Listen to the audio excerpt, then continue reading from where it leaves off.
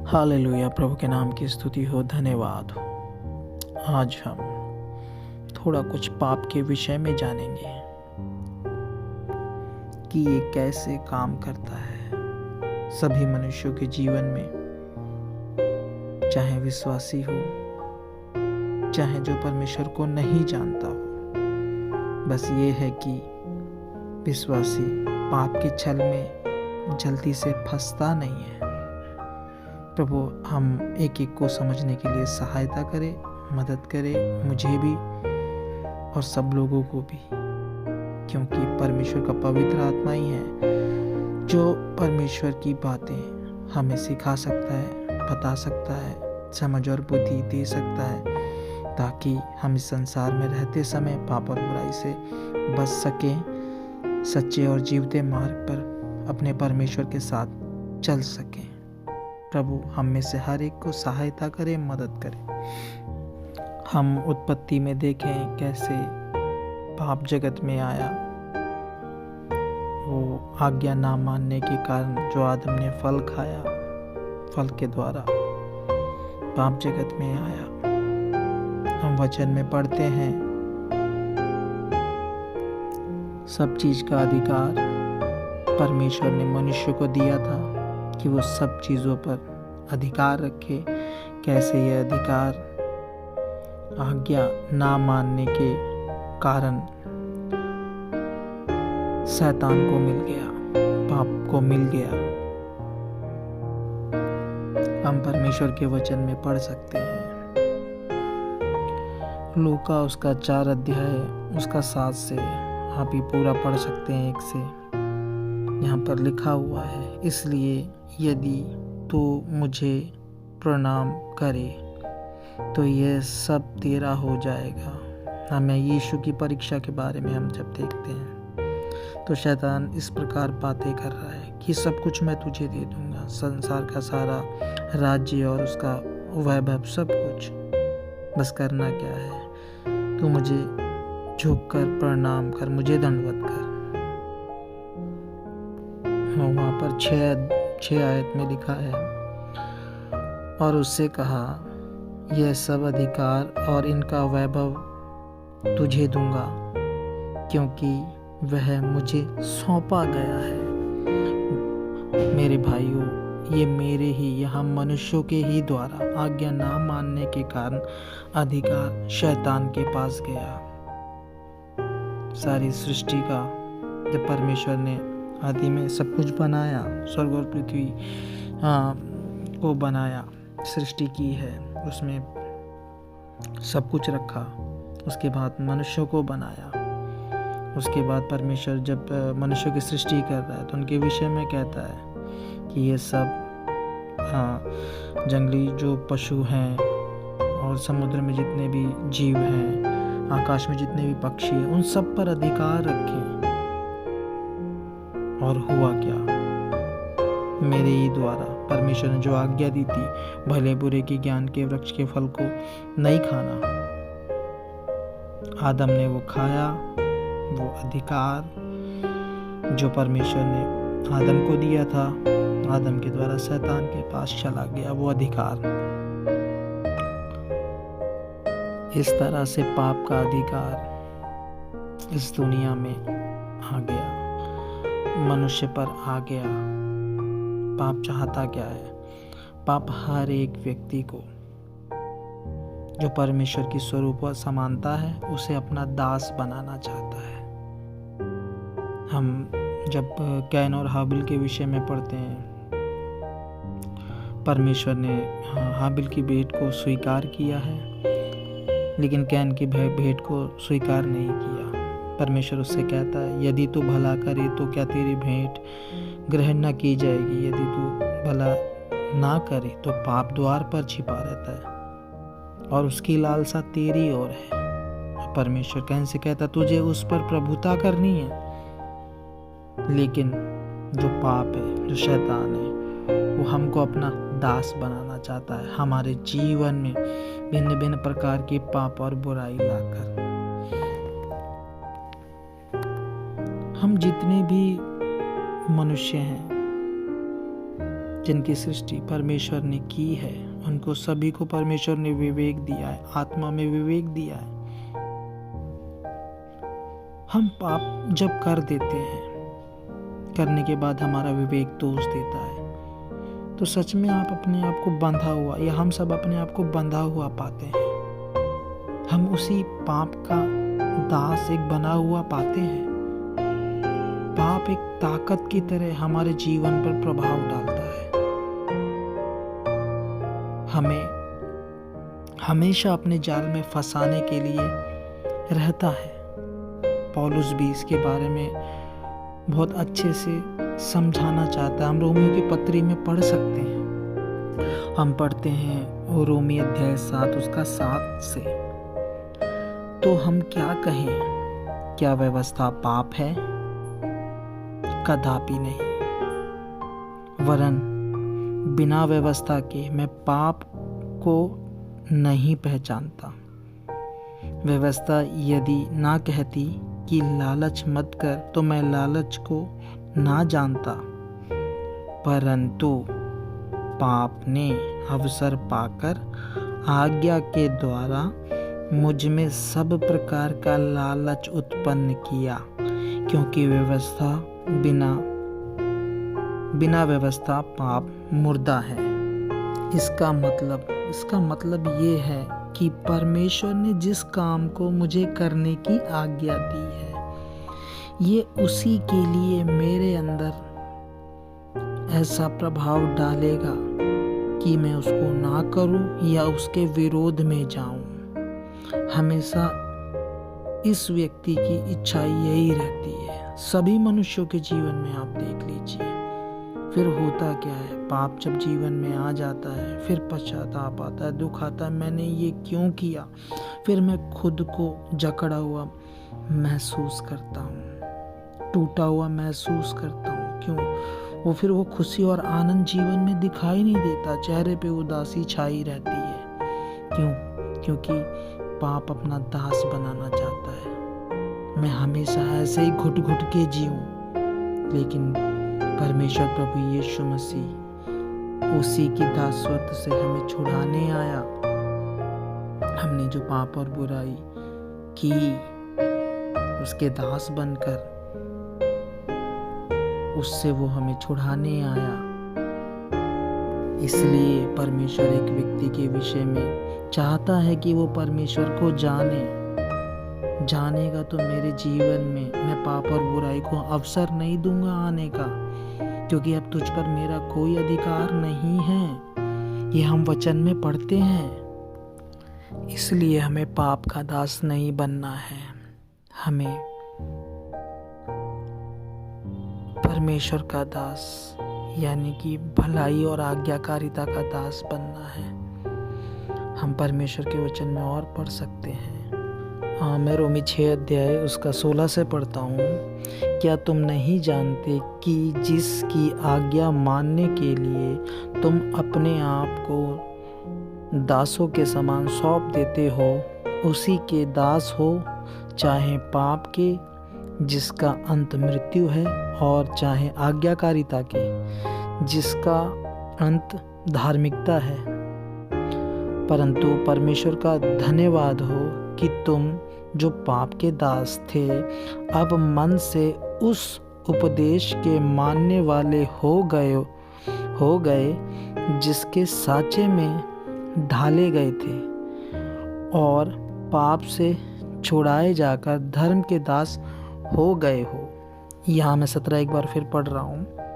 परंतु परमेश्वर का धन्यवाद हो कि तुम जो पाप के दास थे, यीशु मसीह के द्वारा उनको अपना उद्धार करता अपने पापों के लिए बलिदान हुआ समझते हुए, उद्धार पाते हुए जब हम प्रभु में आए, फिर अब मन से उस उपदेश के मानने वाले हम हो गए जिसके साँचे में हम ढाले गए थे। यानी कि एक समय था, जैसे आदम के विषय में, आदम को परमेश्वर ने अपनी स्वरूप और समानता में बनाया था,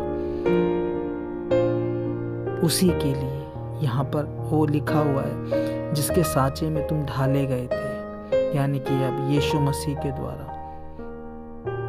हम परमेश्वर के सांचे में ढाले गए हैं और पाप से छुड़ाए जाकर धर्म के दास हो गए हैं। आगे बढ़ते हैं। मैं तुम्हारी शारीरिक दुर्बलता के कारण मनुष्यों की रीति पर कहता हूँ, जैसे तुमने अपने अंगों को कुकर्म के लिए अशुद्धता और कुकर्म के दास करके सौंपा था, वैसे ही अब अपने अंगों को पवित्रता के लिए धर्म के दास करके सौंप दो। जब तुम पाप के दास थे तो धर्म की ओर से स्वतंत्र थे। अतः जिन बातों से तुम अब लज्जित होते हो, उनसे उस समय तुम क्या फल पाते थे, क्योंकि उनका अंत तो मृत्यु है। हाँ मेरे भाइयों, पाप और बुराई का अंत लास्ट में मृत्यु ही है। लेकिन परमेश्वर का धन्यवाद हो कि उसने अपने पुत्र के द्वारा हम सब मनुष्यों के जीवन में एक आशा दी है, अनंत जीवन की आशा। अगर हम आज्ञाकारिता और धार्मिकता के लिए जीवन बिताएंगे तो यीशु मसीह के द्वारा वो अनंत जीवन पाएंगे। आगे पढ़ता हूँ। परंतु अब पाप से स्वतंत्र होकर और परमेश्वर के दास बनकर तुमको फल मिला, जिससे पवित्रता प्राप्त होती है और उसका अंत अनंत जीवन है। यहाँ 23 में लिखा है, क्योंकि पाप की मजदूरी तो मृत्यु है, परंतु परमेश्वर का वरदान हमारे प्रभु मसीह यीशु में अनंत जीवन है। हाँ मेरे भाइयों, जब हम पाप और बुराई में जीवन बिता रहे थे, वो रास्ता हमें मृत्यु की ओर ले जा रहा था, अनंत काल की मृत्यु की ओर ले जा रहा था। एक तो हमारी ये देह की मृत्यु है, एक अनंत काल की मृत्यु है, जो आत्मा की मृत्यु है, जो नरक में डाले जाएंगे। हम उस ओर जा रहे थे। परमेश्वर का धन्यवाद हो, परमेश्वर का सुसमाचार हमारे जीवनों में आया। हमने अपने उद्धारकर्ता प्रभु यीशु मसीह को जाना, परमेश्वर के प्रेम को जाना, उनके बलिदान को जाना। हम पाप और बुराई के मार्ग से फिरकर जीवते परमेश्वर के मार्ग में आए, जो प्रेम, सच्चाई और भलाई को दिखाता है। उसी के अनुसार अब हमें अपना जीवन बिताना है। पाप का दास हमें कभी नहीं बनना, उसका गुलाम हमें कभी नहीं बनना। इसलिए हमें परमेश्वर का वचन जानना बहुत जरूरी है। पाप एक ताकत है, पाप एक बहुत बुरा प्रभाव है। जैसे दुष्ट आत्मा का प्रभाव होता है, ऐसे ही पाप का प्रभाव है। इसलिए परमेश्वर कैन से कहता है, पाप द्वार पर छिपा रहता है, उसकी लालसा तेरी ओर है। वो चाहता है तुझे अपना दास बनाना, लेकिन तुझे एक काम करना है, तुझे उस पर प्रभुता करनी है, पाप पर प्रभुता करनी है। वो मैं कैसे कर पाऊंगा? आज्ञाओं को मानकर, परमेश्वर की इच्छाओं को अपने जीवन में पूरा करते हुए, आगे बढ़ते हुए ही ये मैं काम कर पाऊंगा। नहीं तो वो पूरे जोर लगाता है हमें किसी ना किसी रास्ते से, किसी ना किसी गलत काम के द्वारा हमें निराश करे, हताश करे। इसलिए हमें ऐसे किसी भी कामों में नहीं फंसना जिससे हम उसके दास हो जाएं। हमें परमेश्वर ने स्वतंत्रता के लिए स्वतंत्र किया है, हमें दोबारा दास बनने के लिए नहीं। हाँ, ऐसा नहीं है कि हमारे जीवन में आगे को पाप और बुराई नहीं आएगा। हम उन बातों से सीखते हुए, परमेश्वर से क्षमा पाते हुए, परमेश्वर से अपना संबंध ठीक करते हुए उनकी इच्छा के अनुसार चलें। परमेश्वर जितना हम दूर जाएंगे, उतना ही हम भटकते जाएंगे, उतना ही हमारे जीवन में पाप और बुराई आएगा। दुनिया में सिर्फ 2 ही चीज़ें, अगर उसके जीवन में सच्चाई नहीं है तो पाप और बुराई की प्रभुता रहेगी। अगर उसके जीवन में सच्चाई है, भलाई है, परमेश्वर है, तो उसके जीवन में पाप और बुराई की प्रभुता नहीं रहेगी। ये 2 ही चीज हैं। हम जितने भी उद्धार पाए हुए हैं, उस दुष्ट की निगाह हम सब पर रहती है, क्योंकि जो अंधकार में पड़े हुए हैं वो तो पहले से उसके गुलाम और दास हैं। हमें जो परमेश्वर ने जलते दीपकों के समान इस अंधकार में रखा है, तो वो चाहता है कि सच दूसरों तक ना पहुंचे, वो अंधकार के बंधनों में ही पड़े रहें, वो ज्योति में आकर कुछ भी जानने ना पाए, वो स्वतंत्र ना होने पाए। करीबन एक प्रभु के दास के द्वारा कुछ बातें मैंने सुनी थी। करीबन दूसरे विश्व युद्ध के करीब जापान जो है बहुत ज़्यादा दुनिया पर उस तरीके से तबाही मचा रहा था। तो शायद इंडिया में ही एक जगह है, कोई गांव है, वहाँ जापान के लोगों का कब्जा था, वहाँ के सैनिकों का कब्जा था। तो जब अमेरिका ने परमाणु बम गिरा करके उसको शांत किया या उसे हरा दिया था, तो उस गांव के लोगों को पता नहीं चला, और जो वहाँ सैनिक जो उन पर जो कब्जा कर बैठे हुए थे, उन्हें डराते धमकाते थे, उनसे अनाज वगैरह सब लेते थे। उस तरीके से पहले उस समय में उस तरीके का आज के समय जैसा मीडिया नहीं था, तो गांव वालों को कुछ बात पता नहीं थी। जब उन लोगों को पता चला कि जापान तो हार गया है, इन सैनिकों के पास भी खाने के लिए कुछ है नहीं, तो उन गांव वालों ने उन्हें खदेड़ कर मार कर भगाया। इसी प्रकार से शैतान हराया गया है। प्रभु यीशु मसीह ने क्रूस पर उसे जय जयकार की ध्वनि सुनाई है, उसका खुल्लम खुल्ला तमाशा बनाया है। अब वो ये चाहता है कि दुनिया में जो अंधकार में पड़े लोग हैं, उन्हें ये बात पता ना चले, उन तक ये सच्चाई ना पहुंचे, उनसे सच्चाई छुपी रहे। इसलिए हम जो उद्धार पाए हुए लोग हैं, जो लोगों के पास सत्य लेकर जाते हैं, या अंधकार में ज्योति की तरह चमकते हुए दिखाई देते हैं, वो कभी नहीं चाहता कि हम तक लोग पहुंचे या हम उन तक पहुंचे। हमारे जीवनों को भी वो ऐसे करके रखता है कि हम निराश हो, हताश हो, या ये मान ली कि परमेश्वर के पीछे चलना व्यर्थ है। तो ये सब बातें लेकर के आता है। लेकिन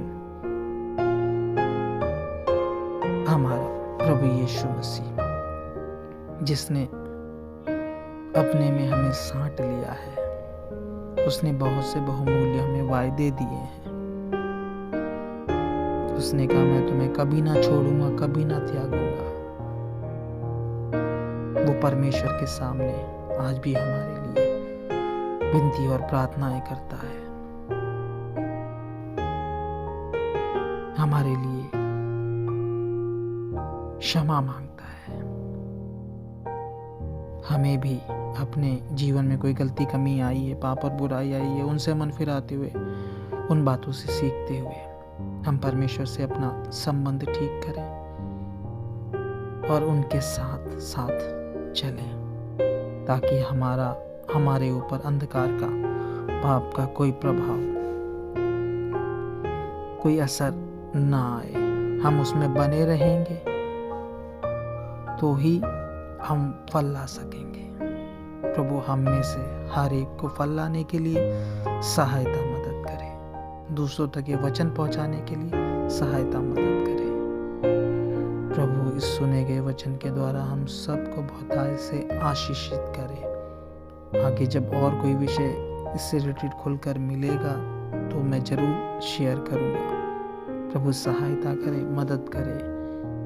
इसलिए भी थोड़ा नहीं कर पाता हूँ कि वीडियो ज़्यादा लंबा हो जाएगा। थोड़ा थोड़ा करके हम समय समय पर ऐसे ही सीखते रहेंगे। प्रभु हम सबको बहुतायत से आशीष दे।